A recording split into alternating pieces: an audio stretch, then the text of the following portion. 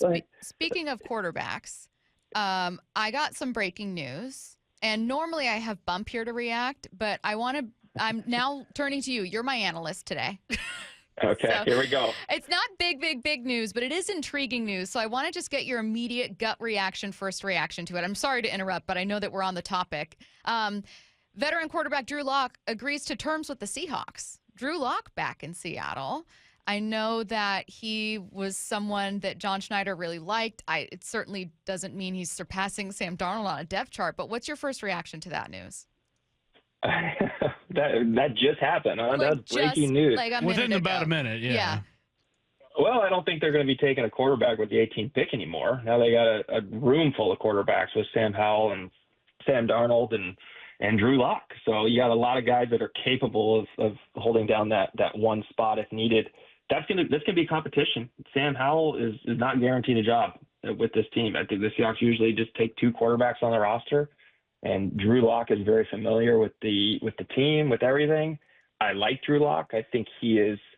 I think Sam Howell probably has more tangibles. A little faster, maybe a stronger arm and all that. But I think Drew Lock takes care of the ball a lot better. I think if you're gonna be a backup quarterback, you can't be a guy that takes a lot of risks, that is going to potentially throw 3 or 4 interceptions when you get put in there. And that's where I do like Drew Lock in that spot, is just a guy that kind of, I'm not going to say dummy down the offense, but just to kind of handle like maybe the simpler throws of an offense and know he's not going to just have a detrimental play where, pick six or something just like that. Cause that's Sam Howell's kind of MO a little bit, is interceptions. And that's the one thing that has killed the Seahawks over the past few years. So I think getting a guy like Drew Lock there as potentially that number 2 guy is just more of a safety net for the Seahawks. But I like it. Welcome back, Drew Lock. I know he liked it here, so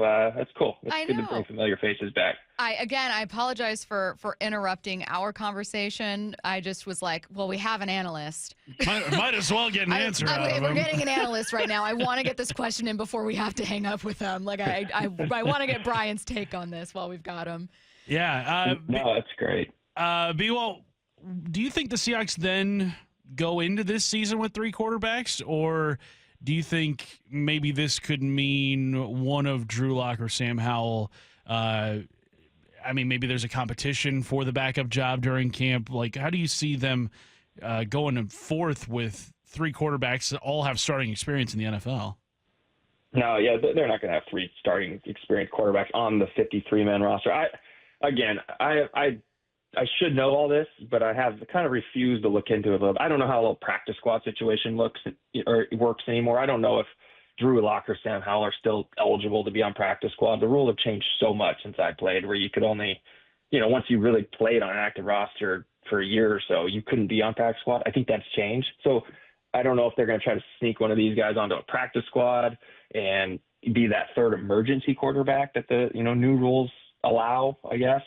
But I only see two quarterbacks on the roster. That's how they've pretty much always done it. And I think that's how they'll keep it. There's too many other valuable positions that you need to load up on for game day. You only suit up 46 guys, and those defensive line, offensive line positions take up a lot of them, and you need a lot of those guys because they're constantly, the defensive line especially, running in and out, and it's just not worth having a guy sitting there with a hat on and a headset who has a 0.5% chance of getting in the game as a third string quarterback. It's a good take, though, of like, well, it kind of tells us what they're not going to do in the draft. They have a lot of other areas to address. What'd you make of Brian's immediate take, which is, well, it tells me they're probably not going to draft a quarterback? I think that's a pretty safe assumption. I think they looked at this quarterback market in the draft and kind of like, you know what? We've got Drew Lock on speed dial. We can get him here at the drop of a hat, and especially this close to the draft, you've got 3 guys, all have starting experience in the NFL in your quarterback room right now. And also, I think this is also a way to hedge your bet on Sam Darnold in case things don't work out with him. You've got Drew Lock, who has at least experience in the building, maybe not with the Kubiak offense, but has at least been here. This also says to me, Stacey, too, there are definitively John Schneider guys and Pete Carroll guys.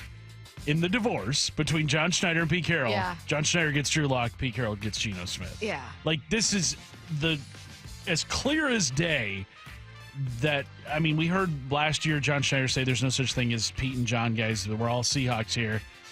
I think there is such a thing as Pete and John guys.